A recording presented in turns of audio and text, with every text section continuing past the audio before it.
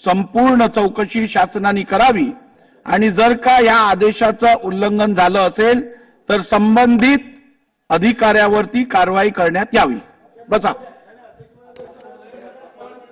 आता झालं ना, आता पुढे काय करायचं अजून? आपल्याला पुढे बिझनेस ट्रान्झॅक्ट करायचं नाहीये का? झालं, तुम्ही मांडला मुद्दा, रुलिंग दिला, अजून काय पाहिजे तुम्हाला? एका प्रश्नाचं उत्तर आम्हाला मिळालं नाही अध्यक्ष महाराज, म्हणून मी त्याच्यात बोलतोय। जे लोक या ठिकाणी त्यांना उद्ध्वस्त केलं, जे कुटुंब 650 यांचं राहण्याचा निवाऱ्याची व्यवस्था सरकार काय करणार आहे? तुम्ही त्या अधिकाऱ्यांना काय फासावर चढवा, पण आता त्या मागास नानाभाऊ ते सरकारला मुंबईत जेवढे बेघर आहेत त्यांच्यासाठी मुंबई महानगरपालिकेतर्फे बेघर शेल्टर्स बांधण्यात आलेले आहेत।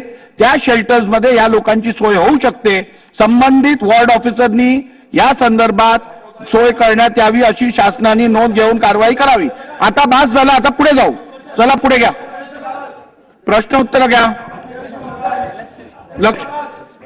लक्षवेधी सूचना क्रमांक 1, लक्षवेधी क्रमांक 1,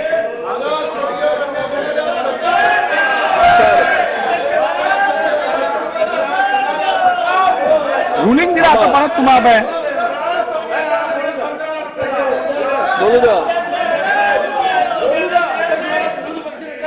कोणाची आहे लक्षवेधी? नाही अध्यक्ष महोदय, लक्षवेधीवर बोलणार आहात तरच नाही, माझा स्थगन आहे ना, माझा आता पुढे गेलो आपण।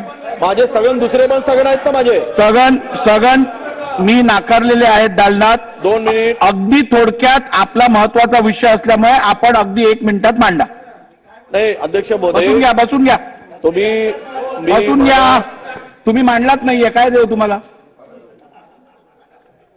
अध्यक्ष महोदय, मी दुसरा माझा स्थगन असा आहे, नीटच्या संदर्भातला, म्हणून शिस्तीत चालू दे।